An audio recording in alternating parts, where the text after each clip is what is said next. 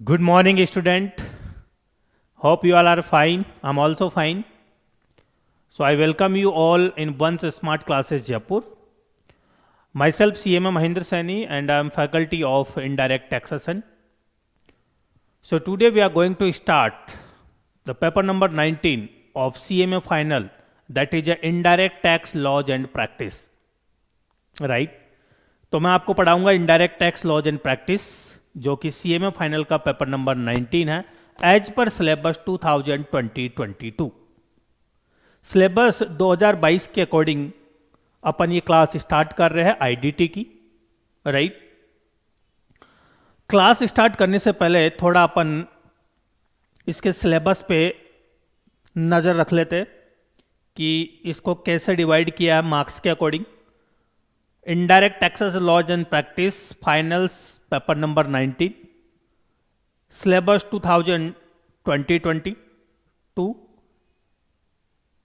अगर हम बात करें वेटेज की, तो देखो यहाँ पे अपने इंस्टीट्यूट ने 70% वेटेज आउट ऑफ 100 किसको दिया है? जीएसटी को दिया है, और 30% वेटेज दिया है कस्टम को। राइट, तो इसका मतलब वेटेज किसका ज़्यादा है? यहाँ पे जीएसटी का है। तो इम्पोर्टेंट यहाँ पे हमारा बनता है जीएसटी वाला पार्ट। जीएसटी में स्टार्ट किया सप्लाई से लेकर पूरा ये जीएसटी लॉ आपके यहाँ पे इंक्लूड किया है, और कस्टम में ये कुछ टॉपिक्स है जो कि पूरा कस्टमर कवर हो रहा है, लेकिन इसका वेटेज कितना? ओनली 30%। तो हमें भी उसी अकॉर्डिंग यहाँ पे चलना होगा कि ज़्यादा हमें टाइम देना होगा जीएसटी में, और फिर उससे कम टाइम देना होगा अपन को कस्टम में, क्योंकि जीएसटी 70% वेटेज है आउट ऑफ 100 और कस्टम है 30%। राइट, सिलेबस 2022 के अकॉर्डिंग ये क्लासेज आज से हम स्टार्ट कर रहे हैं। इस मॉड्यूल को पढ़ने में मज़ा तो आएगा, क्योंकि इनडायरेक्ट टैक्सेशन है। इनडायरेक्ट टैक्सेशन में जीएसटी आता है, बट अभी भी कस्टम, बेसिक कस्टम ड्यूटी अभी भी लेवी होती है, इसलिए यहाँ पे कस्टम को भी अपन पढ़ते हैं। इंटरेस्टिंग टॉपिक इसलिए है क्योंकि ये नया नया लॉ है। आप इसको इंटर में भी पढ़ के आए होंगे। राइट, अगर आपको नॉलेज है अभी भी जीएसटी की, जो इंटर में पढ़ के आए हो आप, तो और भी अच्छी बात है। अगर फिर भी नहीं है तो मैं यहाँ पे पूरा बेसिक से चलूँगा, क्योंकि यहाँ पे जो अपने क्या किया है फाइनल में, इस मॉड्यूल में सप्लाई से स्टार्ट किया इन्होंने। इसका मतलब सप्लाई से पहले जितने भी इंट्रोडक्शन के जो चैप्टर्स है उसको यहाँ पे इंक्लूड नहीं किया, तो मैं वो भी बताऊंगा।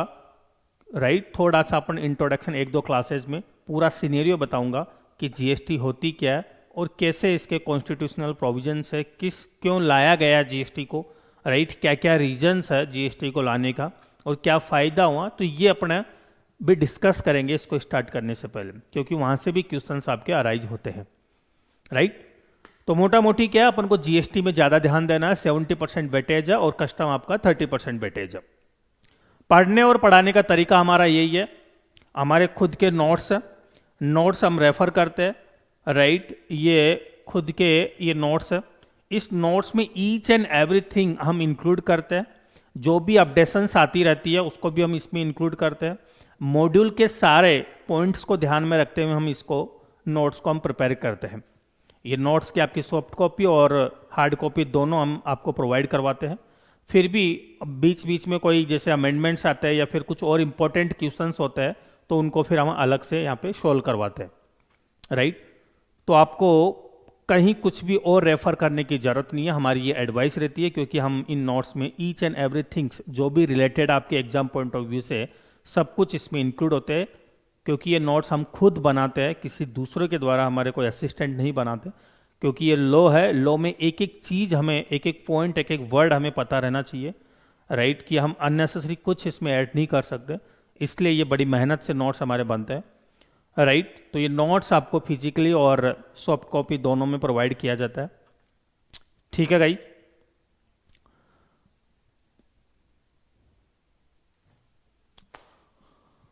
सो हम सबसे पहले आज जो स्टार्ट करने जा रहे हैं इंट्रोडक्शन क्लास में, वो सबसे पहले ओबियसली जाहिर सी बात है, क्योंकि सबसे ज़्यादा वेटेज आपका जीएसटी में, तो हम जीएसटी वाला पार्ट ही यहाँ पे सबसे पहले पिक करेंगे, जो कि 70% वेटेज है।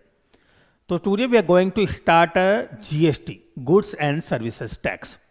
दोस्तों जीएसटी स्टार्ट करने से पहले पहले तो अपने थोड़ी सी ये नॉलेज होनी चाहिए कि टैक्स होता है क्या है, what type of the tax, government tax किस प्रकार से लेती है, किस वे में लेती है।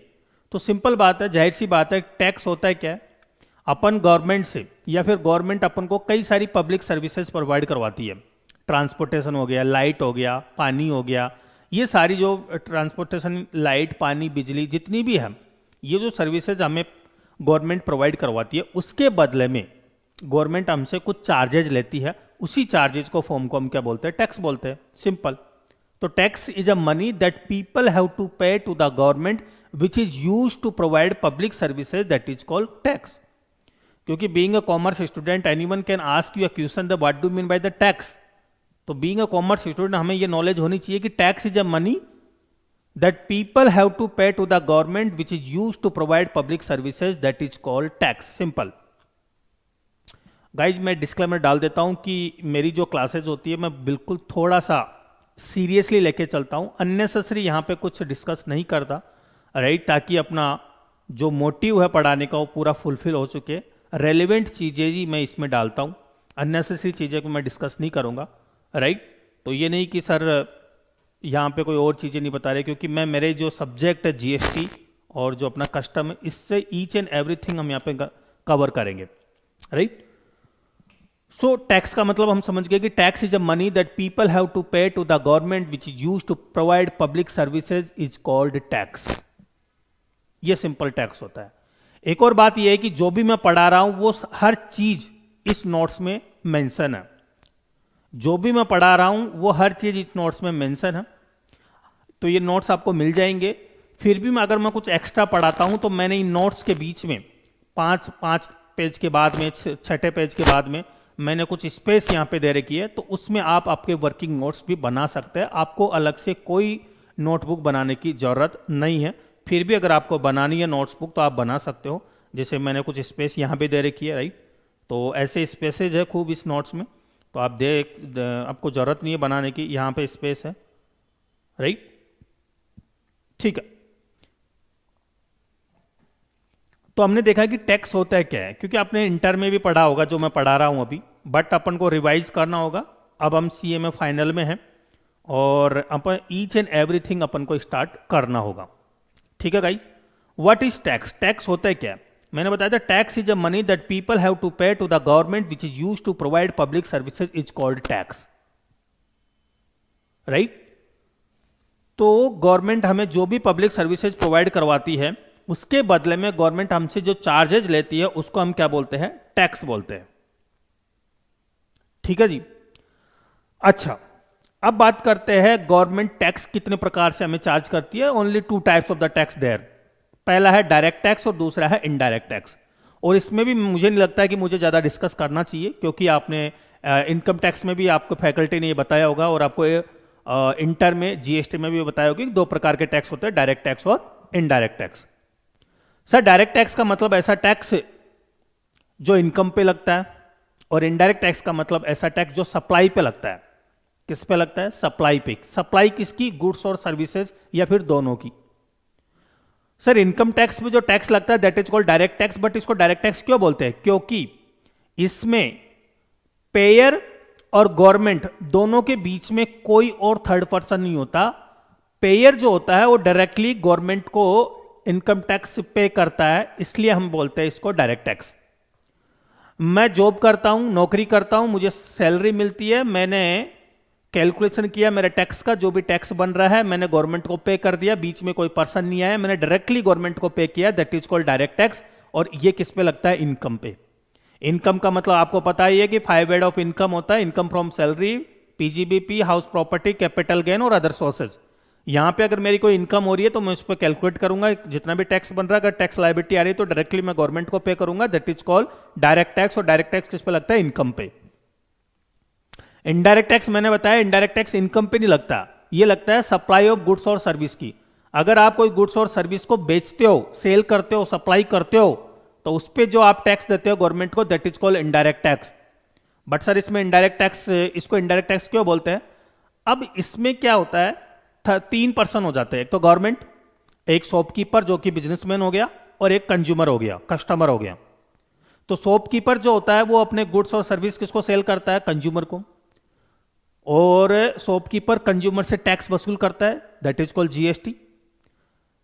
जो टैक्स उसने कलेक्ट किया वो किसको पे करेगा? गवर्नमेंट को पे करेगा। इसका मतलब कस्टमर डायरेक्टली गवर्नमेंट को पे नहीं कर रहा, इसका मतलब कस्टमर इनडायरेक्ट वे में गवर्नमेंट को पे कर रहा है, इसलिए हम इसको बोलते हैं इनडायरेक्ट टैक्स। सिंपल। तो यहां पे बर्डन किसके ऊपर है? कस्टमर के ऊपर, किसी थर्ड पर्सन के ऊपर यहां पे बर्डन है। और सफरर, सॉरी यहां पे सफरर और बर्डन, जो बर्डन पड़ रहा है वो क्या है? अलग अलग पर्सन है। ठीक है। तो इसका मतलब डायरेक्ट और इनडायरेक्ट टैक्स हम समझ गए कि जो टैक्स इनकम पे लगता है और डायरेक्टली हम गवर्नमेंट को पे करता है, that is called direct tax. अगर हम गुड्स और सर्विस की सप्लाई पे जो टैक्स देते हैं और कस्टमर इनडायरेक्ट वे में गवर्नमेंट को पे करता है, that is called indirect tax. Simple, ये आपके पास नॉलेज होनी चाहिए, राइट। तो सिंपल लिख रखा है कि pair of tax and sufferer of tax one and same. यहां पे पेयर ऑफ टैक्स और सफरर ऑफ टैक्स दोनों क्या है? यहां पे एक ही है। मैं नौकरी करता हूं, मैं ही पे कर रहा हूं, और उसका बर्डन भी मेरे ऊपर ही पड़ रहा है टैक्स का। इसका मतलब दोनों पर्सन सेम है। बोले तो इंपैक्ट और incidence on the same person, impact भी मेरे ऊपर पड़ रहा है और इंसिडेंस भी मेरे ऊपर। तो इसका मतलब इस टैक्स को हम बोलते हैं direct tax. Payer of tax not sufferer of tax, where is sufferer of tax is not paying directly to the government. ये बोल रहा है यहां पे जो पेयर ऑफ टैक्स है ना वो सफरर ऑफ टैक्स नहीं है, क्योंकि इनडायरेक्ट टैक्स में जीएसटी कौन पे करता है? गवर्नमेंट को, दुकानदार, बिजनेसमैन। तो इसका मतलब पेयर कौन हो गया यहां पे? बिजनेसमैन। और सफरर कौन हो गया? कस्टमर। तो यहां पे payer of tax and sufferer of tax both are the different. बोले तो इंपैक्ट और इंसिडेंस दोनों अलग अलग पर्सन पे पड़ता है, इसलिए हम इसको बोलते हैं indirect tax. Hope this is clear for you all. Direct tax income based tax है, बोले तो इनकम पे लगता है, जो इनकम पे लगता है that is called direct tax. और ये सप्लाई बेस्ड टैक्स है, सप्लाई पे टैक्स लगता है। सप्लाई का मतलब यहां पे अभी सेल लेके चलो। Entire revenue goes to central government of India. यहां पे जो डायरेक्ट टैक्स में जितना भी रेवेन्यू होता है टैक्स का, वो किसके पास जाता है? सेंट्रल गवर्नमेंट के पास। Revenue source of central government of India as well as state government. But GST में जो रेवेन्यू होता है वो हाफ हाफ होता है, 50-50%, सेंट्रल गवर्नमेंट का, 50% स्टेट गवर्नमेंट का। आपको पता होगा अगर आप विद इन स्टेट में सेल करते हैं तो सीजीएसटी और एसजीएसटी लगता है। अगर आप इंटर स्टेट सप्लाई करते हैं तो वहां पे आपका आईजीएसटी लगता है। आईजीएसटी का मतलब सेंट्रल गवर्नमेंट लेती है, बट उसका 50% बाद में जो भी स्टेट होता है कंजम्पशन बेस पे उसको वो ट्रांसफर करती है। इसका मतलब यहां पे दोनों गवर्नमेंट इन्वॉल्व है। ठीक है जी सर। डायरेक्ट टैक्स जो कि होता है प्रोग्रेसिव नेचर का। कौन से नेचर का? प्रोग्रेसिव। प्रोग्रेसिव का मतलब जो जो इनकम बढ़ेगी आपका टैक्स भी बढ़ता जाएगा, that is called progressive nature. और जो आपका इनडायरेक्ट टैक्स होता है वो होता है आपका रिग्रेसिव नेचर। रिग्रेसिव नेचर का मतलब होता है यहां पे इनकम से कोई मतलब नहीं है। अगर आप गुड्स और सर्विसेज लोगे तभी आपका टैक्स लगेगा, वरना कोई टैक्स नहीं लगेगा। बोले तो यहां पे अमीर और गरीब की खाई नहीं है। Central board of direct tax, बोले तो CBDT, is an important and part of department of revenue. Direct tax में जो हायर अथॉरिटी होती है वो होती है आपकी CBDT, central board of direct tax. Central board of direct tax. और यहां पे जो होती है वो होती है CBIC, central board of indirect tax and custom. Central board of indirect tax and custom. Custom अभी भी लेवी होता है, इसलिए यहां पे इसका नाम अभी भी कस्टम में आता है। बट दोस्तों सीबीआईसी का पहले इसका नाम था CBEC, central board of excise and custom. 1 फरवरी 2019 से इसका नाम चेंज कर दिया गया CBIC, central board of indirect tax and custom. But पहले इसका क्या नाम था? Central board of excise and custom. Direct tax में कौन सा टैक्स लगता है? केवल एक ही टैक्स है, that is called income tax, income tax act 1961। Indirect tax में goods and service tax act, बोले तो जीएसटी एक्ट 2017, और कस्टम एक्ट 1962। ये दो टैक्स लगते हैं यहां पे। सो होप गाइज आपके समझ में आया होगा, क्योंकि अभी अपन ने जीएसटी स्टार्ट नहीं किया। जीएसटी स्टार्ट करने से पहले अपने टैक्स देखा। What do mean by the tax? Tax is a money that people have to pay to the government which is used to provide public services, is called tax. Simple. Tax कितने प्रकार से government levy करती है? 2 प्रकार से करती है, direct tax और इनडायरेक्ट टैक्स। डायरेक्ट टैक्स का मतलब ऐसा टैक्स जो खुद एम्प्लॉय गवर्नमेंट को पे करता है, इनडायरेक्ट और डायरेक्ट टैक्स किस पे लगता है? इनकम पे लगता है। Indirect tax goods and service के सप्लाई पे लगता है। ये प्रोग्रेसिव नेचर, ये रिग्रेसिव नेचर। सेंट्रल गवर्नमेंट का रेवेन्यू स्टेट गवर्नमेंट और सेंट्रल गवर्नमेंट का दोनों का रेवेन्यू होता है। सीबीडीटी और इधर CBIC, income tax, goods and service tax and custom act का कस्टम ड्यूटी यहाँ पे लेवी होती है। That is called simple introduction of the tax. ठीक है गाइज, ओके। अब थोड़ा सा अपन ये डिस्कस करते हैं। हमारे जो मॉड्यूल का नाम है, मॉड्यूल का क्या नाम है? Indirect taxes laws and practice. Indirect tax laws and practice, समझे आप?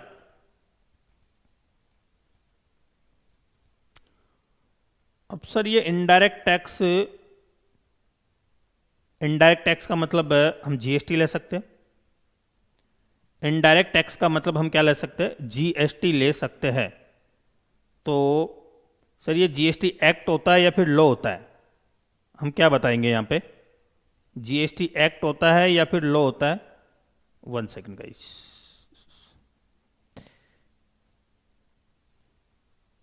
One second.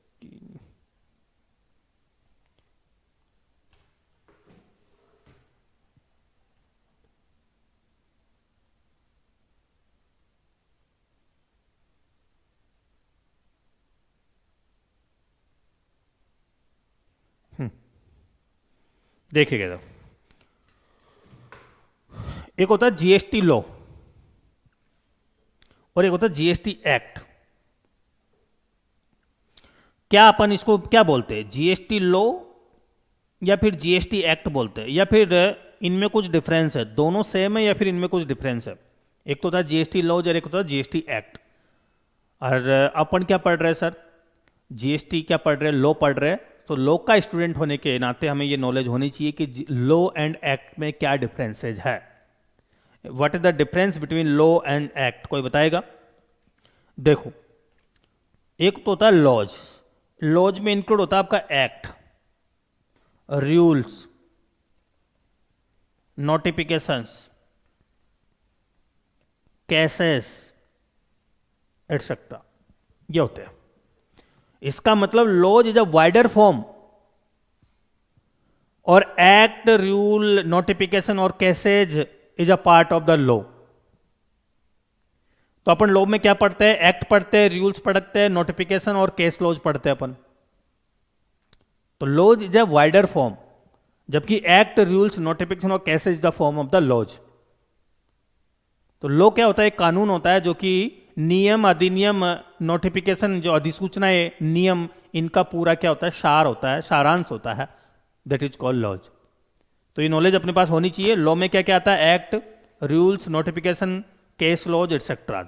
इसका मतलब अपन फाइनल में क्या पढ़ेंगे? लॉज पढ़ेंगे, जीएसटी लॉ पढ़ेंगे। ठीक है। एक आपने सुना होगा जीएसटी बिल और एक होता है GST act. Are both are the different और सेम? जीएसटी बिल और जीएसटी एक्ट दोनों सेम है या फिर इनमें कुछ डिफरेंस है? Can anybody tell me?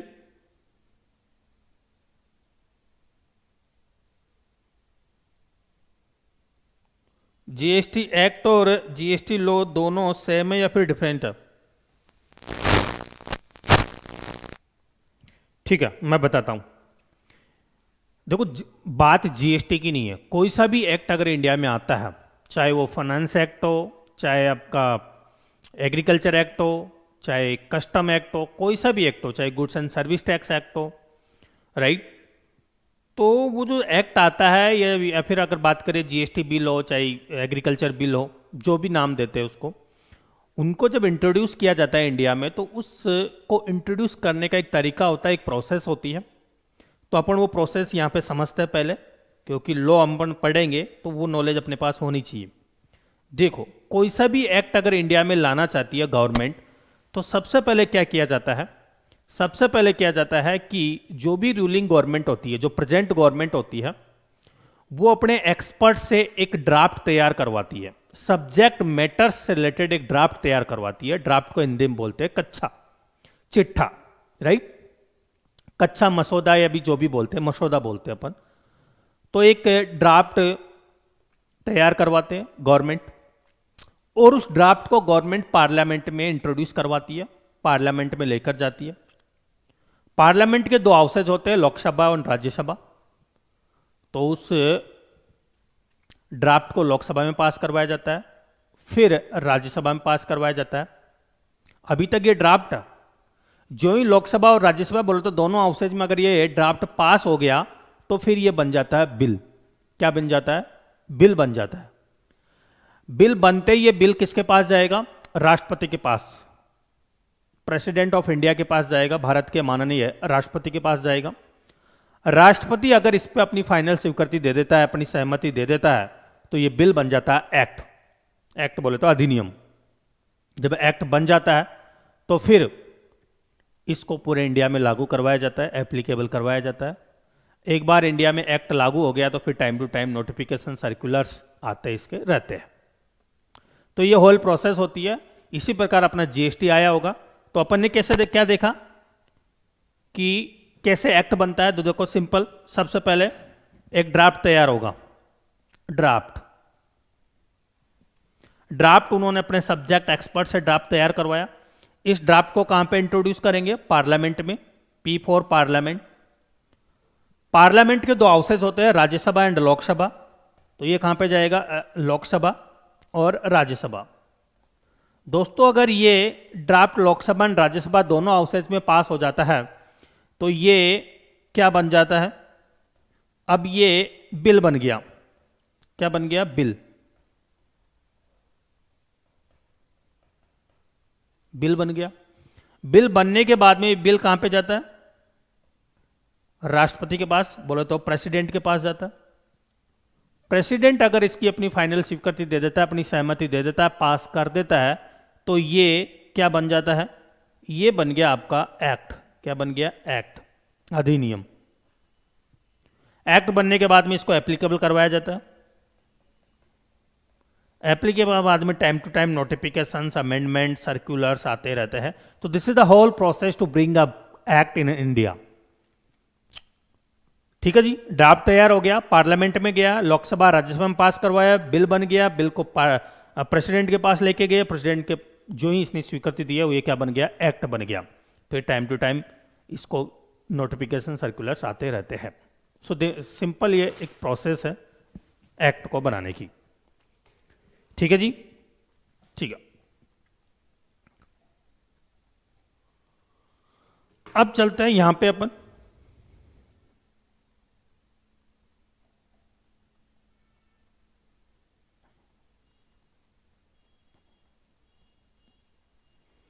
History and genesis of GST. History and genesis of GST.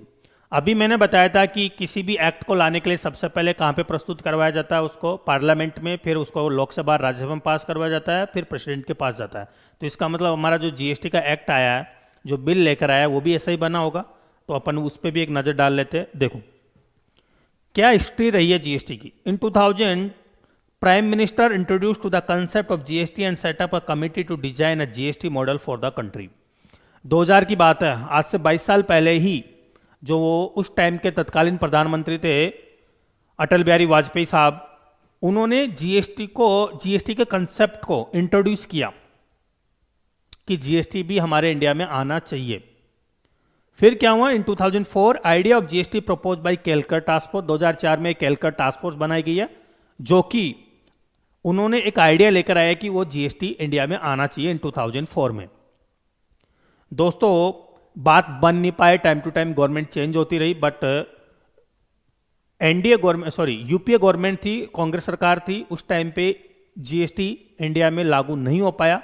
But in 2014 में जो ही गवर्नमेंट चेंज हुई, 2014 में एनडीए गवर्नमेंट आई। एनडीए गवर्नमेंट का मतलब बीजेपी सरकार आई, और प्रधानमंत्री नरेंद्र मोदी ने आते ही 19 दिसंबर 2014 को constitution 122nd amendment bill 2014 was introduce in parliament by NDA government. दोस्तों उस बिल को पास करवाने से पहले उस ड्राफ्ट को पार्लियामेंट में लाया जाता है। तो जो ही प्रधानमंत्री नरेंद्र मोदी जी सत्ता में आए तो उन्होंने कॉन्स्टिट्यूशन बिल 2014 में एक 122वां संशोधन किया, और उस ड्राफ्ट को कहां पे प्रस्तुत किया? पार्लियामेंट में। कब? 19 दिसंबर 2014 को। तो 19 दिसंबर 2014 को इन्होंने बिल कहाँ पे, तो ड्राफ्ट कहाँ पे लाए, पार्लियामेंट में। तो इस ड्राफ्ट को 19 दिसंबर 2014 को,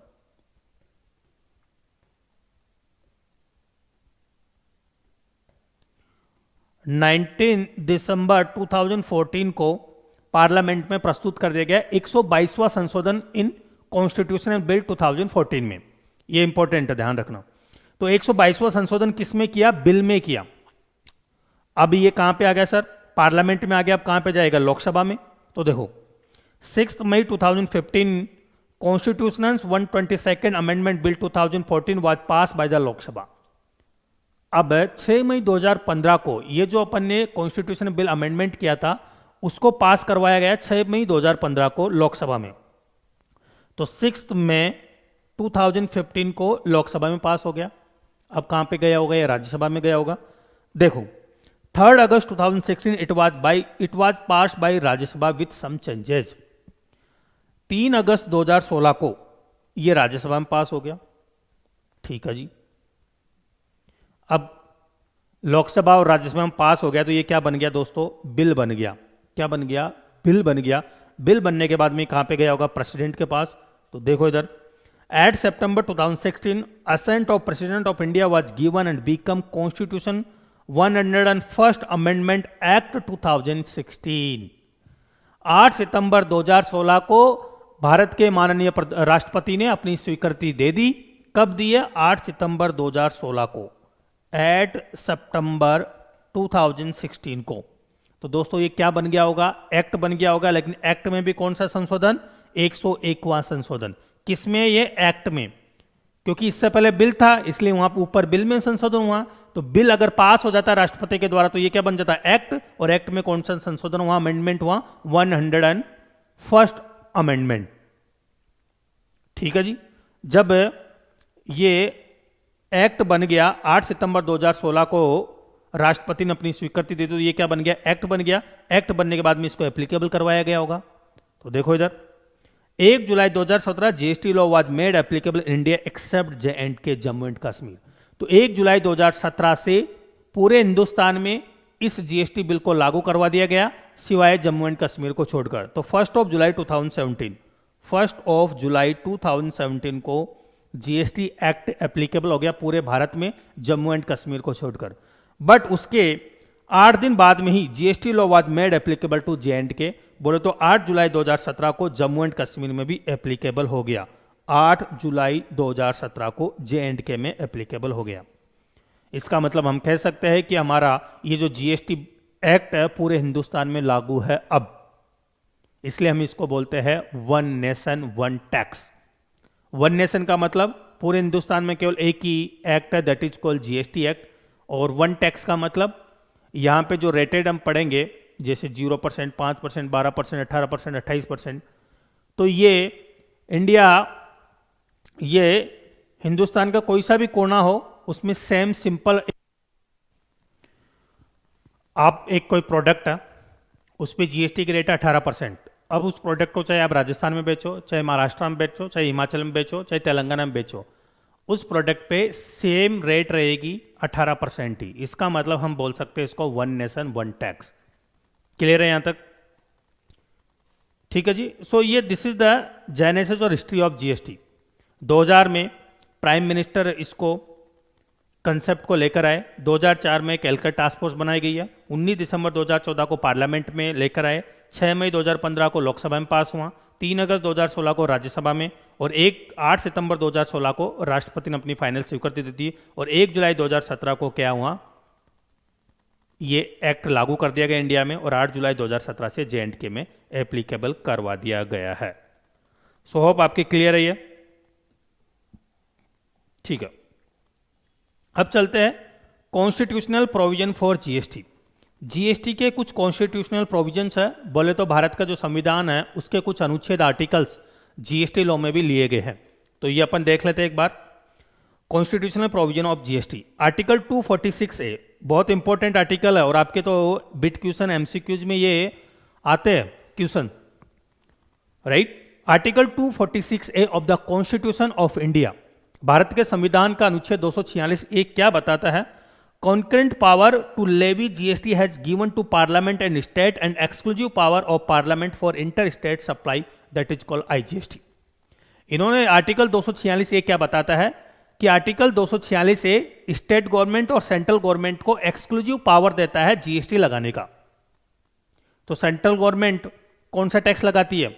इंटर स्टेट पे आईजीएसटी लगाती है और स्टेट गवर्नमेंट इंट्रा स्टेट पे लगाती है। तो सिंपल आर्टिकल 246 ए सेंट्रल गवर्नमेंट और स्टेट गवर्नमेंट दोनों को एम्पावर करती है जीएसटी लेवी करने का। ये दे रखा है यहां पर। आर्टिकल 269 ए क्या बोलता है? द इंपोर्ट ऑफ गुड्स और service will be deemed as supply of goods और सर्विस और both in the course of interstate trade और कॉमर्स। ये बोल रहा है कि अगर आप अगर आप कोई गुड्स और सर्विस को इंपोर्ट करते हो, किसी अदर कंट्री से कोई गुड्स और सर्विस परचेज करते हो, तो उसको हम क्या मानेंगे जीएसटी में? उसको हम ट्रीट करेंगे as a inter state supply. क्या ट्रीट करेंगे? Inter state supply. और इंटर स्टेट सप्लाई पे कौन सा टैक्स लगेगा? आईजीएसटी। ये कौन से आर्टिकल में दे रखा? Article 269 A of constitution of India. Next article important है, article 279 A. Article 279 A president of India को एम्पावर करता है टू कॉन्स्टिट्यूट जीएसटी काउंसिल।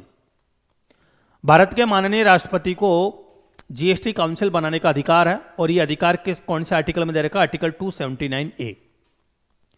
आपको पता है 8 सितंबर 2016 को राष्ट्रपति ने अपनी कंसेंट दी थी इस बिल पे। 8 सितंबर 2016 को अभी पढ़ा अपन ने। The president of India is empowered to constitute GST council. The president of India constituted GST council on 50 September 2016। 8 सितंबर 2016 को तो अपनी कंसेंट दी थी और उसके 7 दिन बाद में ही, बोले तो 15 सितंबर 2016 को राष्ट्रपति ने जीएसटी काउंसिल कॉन्स्टिट्यूट कर दी थी। क्लियर है? और जीएसटी काउंसिल बनाने का अधिकार किसके पास है? राष्ट्रपति के पास है। आर्टिकल 279 ए में मेंशन कर रखा है। दोस्तों, जो हमारा संविधान है इसमें 3 लिस्ट है। पहली लिस्ट को हम बोलते हैं यूनियन लिस्ट, जिसको केंद्र सूची बोलते हैं, संघ सूची भी बोलते हैं इसको। यूनियन लिस्ट में central government has right to make laws. तो किसके पास अधिकार है लॉ बनाने का? सेंट्रल गवर्नमेंट के पास। स्टेट लिस्ट सेकंड, जिसको बोलते हैं central government has power to make law. तो जो स्टेट लिस्ट होती है सेकंड, उसमें स्टेट गवर्नमेंट को अधिकार होता है कोई लॉ बनाने का। और कॉन्करेंट लिस्ट थर्ड, जो कि both central government and state government has power to make laws. Central government और स्टेट गवर्नमेंट दोनों की पावर से लॉ बनाने का अधिकार होता है। So there are the 3 list. Number 1 union list 1, जिसमें सेंट्रल गवर्नमेंट को पावर होता है। स्टेट लिस्ट सेकंड, जिसमें स्टेट गवर्नमेंट को। और कॉन्करेंट लिस्ट थर्ड, जिसमें सेंट्रल गवर्नमेंट और स्टेट गवर्नमेंट दोनों को पावर होता है कोई लॉ बनाने का। अब चलते हैं framework of GST in India. बोले तो ड्यूल जीएसटी। ड्यूल जीएसटी अपना फ्रेमवर्क है। ड्यूल जीएसटी का मतलब यहां पे दोनों गवर्नमेंट, सेंट्रल गवर्नमेंट और स्टेट गवर्नमेंट, दोनों गवर्नमेंट इन्वॉल्व है, इसलिए हम इसको क्या बोलते हैं? Dual GST. Center and state levy simultaneously on intra state supply of goods and services. और इंटर स्टेट पे कौन सी गवर्नमेंट लेती है? On inter state supply only centre will levy GST, that is called IGST. तो हमारा जो framework है जीएसटी का वो कौन सा है? ड्यूल जीएसटी है। ड्यूल जीएसटी का मतलब सेंट्रल गवर्नमेंट और स्टेट गवर्नमेंट दोनों इन्वॉल्व रहती है साइमल्टेनियसली। दोस्तों, फर्स्ट स्टेट पास जीएसटी बिल, हमारे कितने स्टेट है? टोटल 28 स्टेट है। तो कौन सा स्टेट था जिसने सबसे पहले जीएसटी बिल को पास किया था? That was the Telangana. But bracket में मैंने लिखा first state to ratify GST bill, वो था असम। कौन सा स्टेट है जिसने सबसे पहले उस जीएसटी बिल को रेटिफाई किया था? लागू तो किसने किया था? तेलंगाना ने। पास तो तेलंगाना ने किया था, बट रेटिफाई का मतलब होता अभी भी कुछ अमेंडमेंट्स बाकी थे, तो उसके बाद में जो रेटिफाई होता है वो था असम। अगर हम वर्ल्ड वाइड की बात करें तो फर्स्ट कंट्री फ्रांस इन 1954, 1954 में ही फ्रांस जीएसटी को लेकर आ गई। तो सबसे पहले जीएसटी कहां पे इंट्रोड्यूस हुआ? फ्रांस में 1954 में। 70 साल बाद में हमारे इंडिया में आया जीएसटी। तो आप समझ सकते हो कितना पीछे हमारा इंडिया। 70 साल पहले ही फ्रांस में जीएसटी आ गया था। About 160 countries have adopted GST so far. अब तक 160 कंट्री लगभग जीएसटी अडॉप्ट कर चुकी है, जीएसटी है। मॉडल जो लेकर आए अपन ड्यूल जीएसटी मॉडल, वो कहां से लेकर आए थे? India brought Canada model of GST. अपन जो ये जीएसटी का मॉडल लेकर आया वो कहां से लेकर आया? कनाडा से, इसलिए हम इसको बोलते हैं Canadian model, Canada based model. तो गाइस समझ में आया होगा आपका। अभी तक अपने क्या डिस्कस किया? What is tax, type of the tax, direct tax, indirect tax. फिर उसके बाद में देखा लॉज एंड एक्ट क्या होता है, फिर देखा अपने बिल कैसे बनता है, एक्ट कैसे बनता है। फिर इसके बाद में अपने जीएसटी की हिस्ट्री देखी कि पार्लियामेंट में 2014 में आया, फिर 15 में राज्यसभा में आया, राइट, फिर 16 में राष्ट्रपति के पास गया, 17 में एप्लीकेबल हो गया। फिर हमने देखा अभी कॉन्स्टिट्यूशनल प्रोविजन, जिसमें आर्टिकल 246A में सेंट्रल गवर्नमेंट स्टेट गवर्नमेंट दोनों को पावर दे रखा है जीएसटी लगाने का। 269 में अगर आप इंपोर्ट करते हो किसी गुड्स और सर्विस को तो उसको हम as a inter state supply मानेंगे और उस पर आईजीएसटी लगा देंगे। और लास्ट जो आर्टिकल था इंपॉर्टेंट, आर्टिकल 279A, जो कि राष्ट्रपति को एम्पावर करता है जीएसटी कॉन्स्टिट्यूट करने का। और 15 सितंबर 2016 को राष्ट्रपति ने जीएसटी कॉन्स्टिट्यूट कर दी थी। इसके बाद में 3 लिस्ट पड़ी थी। Number 1 union list 1, central government has power to make the laws. Union list 2, state government has power to make laws. और कॉन्करेंट लिस्ट 3, जिसमें सेंट्रल गवर्नमेंट स्टेट गवर्नमेंट दोनों आती है। ड्यूल जीएसटी हमने देख लिया, जिसमें सेंट्रल गवर्नमेंट और स्टेट गवर्नमेंट दोनों को पावर होता है। फर्स्ट स्टेट जो जीएसटी बिल पास किया वो तेलंगाना है। रेटिफाई किया आसाम ने किया। फर्स्ट कंट्री फ्रांस थी 1954 में। अब तक 160 कंट्री जीएसटी अडॉप्ट कर चुकी है। और मॉडल लेकर आया अपन कैनेडियन मॉडल, वहां से जीएसटी मॉडल। दोस्तों ये जो अपन आज पढ़ रहे हैं ये इंट्रोडक्शन क्लास है, और ये नॉलेज आपके पास मस्ट होनी चाहिए being a student of CMA. और आईडीटी में तो अगर आप पढ़ रहे हो तो ये तो अपन को पहले बहुत अच्छे से इसकी नॉलेज होनी चाहिए। तो होप आपके ये क्लियर है। एक छोटी सी डेफिनेशन पढ़ते हैं आज, फिर खत्म करते हैं आज की क्लास को इंट्रोडक्शन की। What is GST? जीएसटी होता है क्या है? पहले तो ये देखा कि जीएसटी एक इनडायरेक्ट टैक्स है। इनडायरेक्ट टैक्स किस पे लगता है? सप्लाई पे लगता है। सप्लाई किसकी? गुड्स और सर्विस की, या फिर दोनों की, तो इसको बोलते हैं आप जीएसटी, राइट। तो सिंपल क्या हो गया? GST means goods and services tax, means a tax on supply of goods और सर्विस और बोथ। क्या बोला मैंने? GST is a tax which is levied on supply of goods और सर्विस और बोथ। बोले तो अगर आप किसी गुड्स और सर्विस को सेल करते हो, सप्लाई करते हो, तो उसकी सप्लाई पे जो टैक्स लगता है that is called GST, goods and services tax. Simple. तो दोस्तों article 366(12)A of the constitution एक जीएसटी की डेफिनेशन को बताता है। क्या बताता है? Goods and services tax means a tax on supply of goods और सर्विस और both except taxes on supply of alcohol, liquor for human consumption. क्या बोला ये डेफिनेशन? क्या बोलती है कि जीएसटी गुड्स और सर्विस की सप्लाई पर लगाया जाता है, बट इस पे कौन से गुड्स की सप्लाई पे नहीं लगाया जाता है? Supply of alcohol, liquor for human consumption. अगर आप लिकर को सेल करते हो तो उसकी सेल पे जीएसटी चार्ज नहीं होगा। तो लिकर को छोड़कर जितने भी गुड्स और सर्विस के आप सेल करते हो तो उस पे जो टैक्स लगता है that is called GST. Simple. अब सर बात यह आता है कि alcohol, liquor for human consumption, जो इंसान कंज्यूम करता है लिकर को, उस पर अगर जीएसटी चार्ज नहीं होता तो कौन सा टैक्स लगता है? उस पर लगता है दोस्तों वेट एंड एक्साइज ड्यूटी। क्या लगता है? VAT and excise duty. क्योंकि स्टेट गवर्नमेंट वेट और एक्साइज ड्यूटी दोनों ही टैक्स स्टेट गवर्नमेंट लगाती है, और स्टेट गवर्नमेंट का ये बहुत बड़ा रेवेन्यू है एल्कोहल, लिकर पे। इसलिए स्टेट गवर्नमेंट नहीं आना चाहती कि इस लिकर को भी जीएसटी में लाया जाए, क्योंकि एक बहुत बड़ा रेवेन्यू पार्ट है स्टेट गवर्नमेंट के लिए एल्कोहल, लिकर पे टैक्स लगाना। तो इसका मतलब alcohol, liquor for human consumption को छोड़कर जितने भी गुड्स और सर्विसेज है उसकी अगर आप सप्लाई करते हो उस पर जो टैक्स लगता है दैट इज कॉल्ड जीएसटी। और alcohol, liquor for human consumption पे जीएसटी ना लगकर कौन सा टैक्स लगता है? वेट एंड एक्साइज, जो कि दोनों ही स्टेट गवर्नमेंट का रेवेन्यू होता है। एक बार डेफिनेशन देख लेते अपन। क्या है? Goods and services tax means a tax on supply of goods और सर्विस और both except taxes on supply of alcohol, liquor for human consumption, article 366(12)A of constitution, right. तो कोई से भी गुड्स और सर्विस की अगर आप सप्लाई करते हो सिवाय alcohol, liquor for human consumption को छोड़कर, तो उसको ऊपर जो टैक्स लगता है that is called GST. Simple है डेफिनेशन, आपके दिमाग में फिक्ट रहनी चाहिए। अगर आपसे कोई पूछे व्हाट इज जीएसटी, तो simple as per article 366(12) of the constitution, goods and services tax means a tax on supply of goods और सर्विस और both except tax on supply of alcohol, liquor for human consumption. Simple. अगर definition exam में भी आती है तो simple आप definition ये रखोगे। Hope this is clear for you all. GST क्या है? G for good night, S for sweet dream और टी फॉर टेक केयर। अब चलते दोस्तों, जीएसटी कब आया? 1 जुलाई 2017 को। और जीएसटी एक इनडायरेक्ट टैक्स है। तो 1 जुलाई 2017 से पहले इनडायरेक्ट टैक्स में कौन कौन से टैक्स थे जो लेवी होते थे?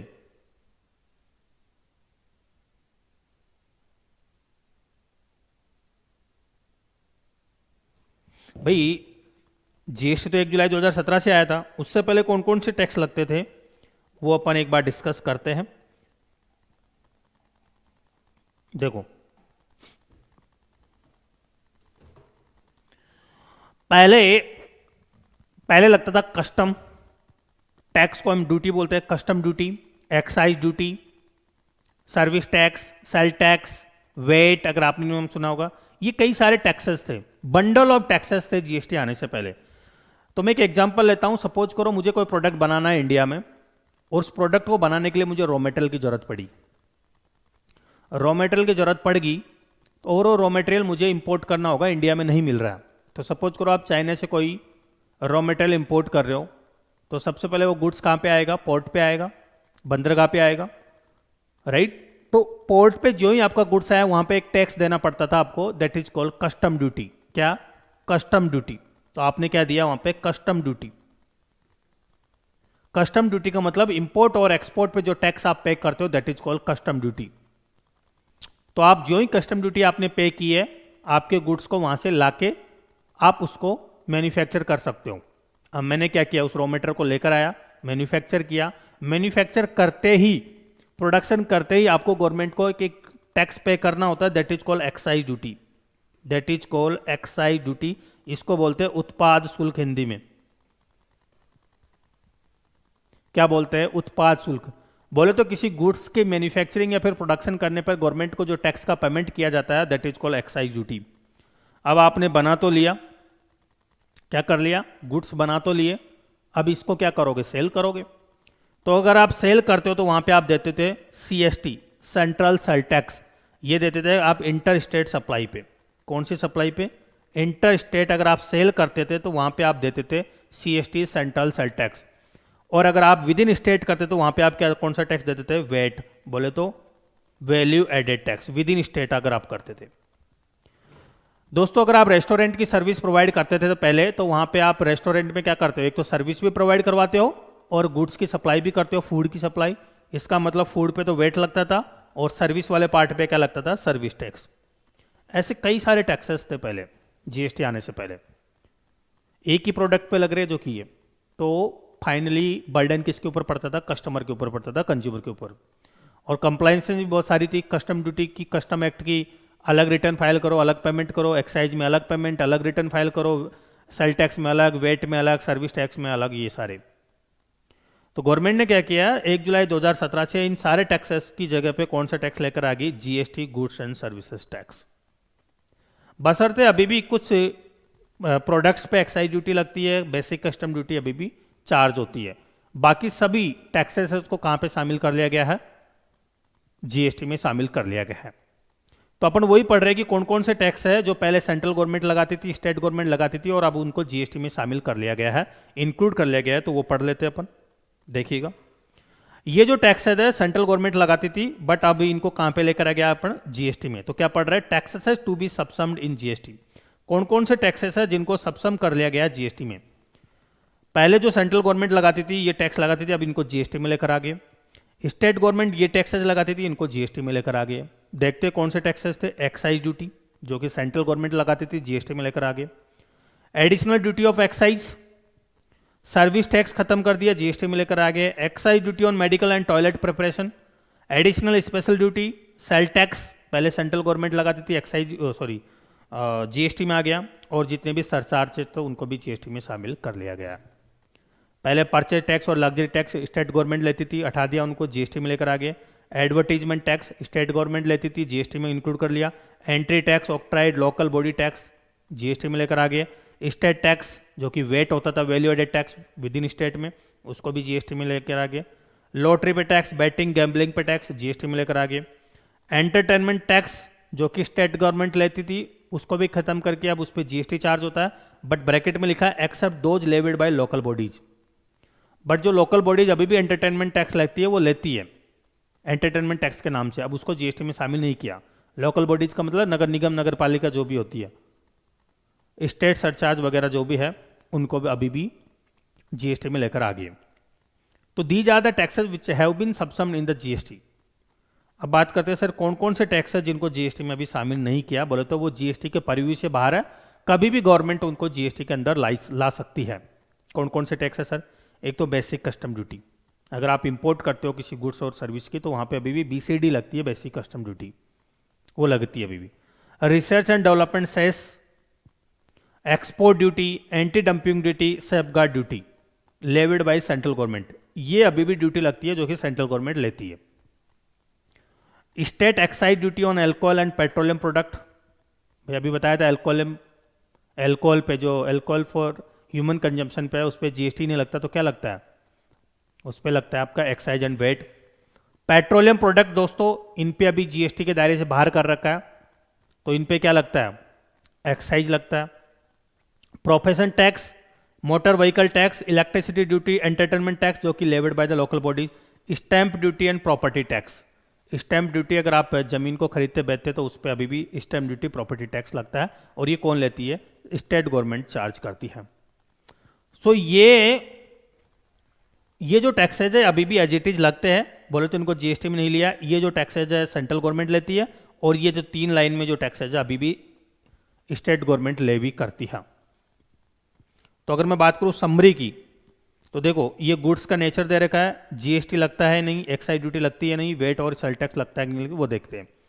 Alcohol liquor for human consumption पे जीएसटी नहीं लगता है, क्योंकि आर्टिकल 366(12)(a) क्लियरली मेंशन करता है कि alcohol liquor for human consumption पे जीएसटी नहीं लगता है, तो जीएसटी नो कर दिया, तो क्या लगता होगा उस पर? एक्साइज और VAT. Petroleum crude, high speed diesel, motor speed, natural gas and ATF, aviation turbine fuel. तो दोस्तों ये 5 प्रकार के पेट्रोलियम प्रोडक्ट है, उन पे अभी जीएसटी चार्ज नहीं करते। पेट्रोलियम क्रूड जो कि कच्चा तेल होता है, HSD high speed diesel, motor speed petrol के नाम से जाना जाता है, नेचुरल गैस और एटीएफ एविएशन टर्बाइन फ्यूल, ये जो 5 पेट्रोलियम प्रोडक्ट है उन पे अभी जीएसटी चार्ज नहीं होता, तो नो जीएसटी। तो क्या लगता है वहां पे? एक्साइज एंड वेट लगता है। एक्साइज सेंट्रल गवर्नमेंट लेती है और वेट कौन लेती है? State government.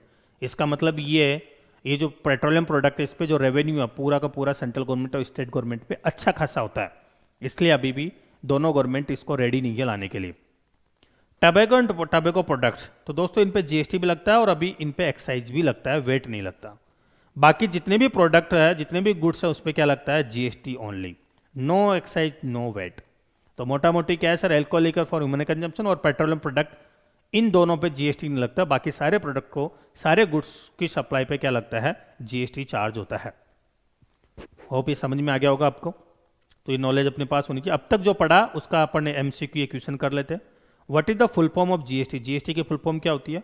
Goods and services tax.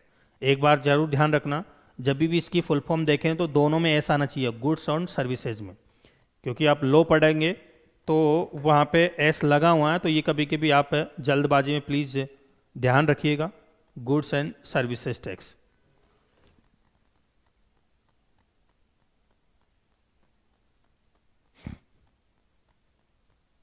देखो लॉ में भी यही लिखा हुआ, goods and services tax, service नहीं है, सर्विसेज टैक्स। ठीक है, तो पहले का जो आंसर होगा वो होगा आपका option number D, full form of GST goods and services tax. तो option number D is your right answer. Second question, GST is levied on supply of all goods and services except. तो article 366(12) of the constitution of India क्या बताता है कि alcohol liquor for human consumption की supply को छोड़कर सारे goods और सर्विस की सप्लाई भी क्या लगता है? टैक्सेस लगता है। तो एक्सेप्ट का मतलब किसको यहाँ पे एक्सक्लूड किया? Alcohol liquor for human consumption को। टबैको पे जीएसटी भी लगता है और एक्साइज भी लगता है। Which article of the constitution outline the composition and functional of GST council? GST council कौन से आर्टिकल में एम्पावर कर रखा प्रेसिडेंट ऑफ इंडिया को? दैट इज आर्टिकल 279 है। तो option number B is your right answer. Right, तो article 279A। Question number 4, list 1 of the constitution contains matters in respect of which has the exclusive right to make laws. तो हमने देखा था जो list 1 होती है कॉन्स्टिट्यूशन की, उसको हम यूनियन लिस्ट 1 बोलते हैं, और उसमें सेंट्रल गवर्नमेंट के पास पूरा पावर होता है लॉ बनाने का। तो option number A is your right answer. GST was implemented in India from, GST India में कब से इंप्लीमेंट किया गया? 1 जुलाई 2017 से। ध्यान रखना option number D is your right answer. अपन क्या करते हैं फाइनेंशियल ईयर अपने 1 अप्रैल से स्टार्ट करते, तो ये मत करना, तो ये this is a wrong answer. तो 1 जुलाई 2017 से जीएसटी एप्लीकेबल हुआ है। In India the GST is based on dual model GST adopted in, GST में जो ड्यूल मॉडल लेकर आया है कंसेप्ट, वो कौन सी कंट्री से लेकर आया है? वो हम लेकर आए कनाडा से, तो that is called Canadian model. Which state become the first state to ratify GST bill? तो दोस्तों तेलंगाना तो पहला ऐसा स्टेट था जो जीएसटी बिल को पास किया था, और असम ने रेटिफाई किया था। तो आंसर में क्या पूछा है? रेटिफाई। कौन सा स्टेट है जिसने सबसे पहले रेटिफाई किया? That is called Assam. GST was introduce as the amendment act. So दोस्तों एक्ट में कौन सा अमेंडमेंट था? वो था 101st अमेंडमेंट, और बिल में 202nd अमेंडमेंट। तो यहां पे इन्होंने एक्ट में अमेंडमेंट पूछा, तो 101वां संशोधन करके ये जीएसटी बिल इंट्रोड्यूस किया था। तो होप आपके समझ में आया होगा। आज जो अपने इंट्रोडक्शन क्लासेस देखी और इसके कुछ एमसीक्यू भी किए। अभी अपन ने जीएसटी स्टार्ट करने पहले जीएसटी की हिस्ट्री देखी है, कॉन्स्टिट्यूशनल प्रोविजंस देखे हैं, राइट। और इसके बाद में अपन ने व्हाट इज जीएसटी और कौन कौन से टैक्स सब्सम कर लिए, कौन कौन से टैक्स सब्सम नहीं कर लिए। यहाँ तक अगर बात करें तो 3 से 5 नंबर के आपके क्वेश्चंस बनते हैं जो अपन ने आज क्लियर किए, और आपको सिनेरियो भी समझ में आया होगा जीएसटी स्टार्ट करने से पहले कि होता है क्या है। तो नेक्स्ट क्लास में अपन स्टार्ट करेंगे जीएसटी, एक वाइडर फॉर्म में समझेंगे कि जरूरत क्यों पड़ी है, क्यों जीएसटी को लेकर आए। ऑलरेडी इतने सारे टैक्सेस थे, तो कल से अपन स्टार्ट करेंगे। होप आपके समझ में आया होगा। ठीक है स्टूडेंट्स, आज के लिए इतना ही।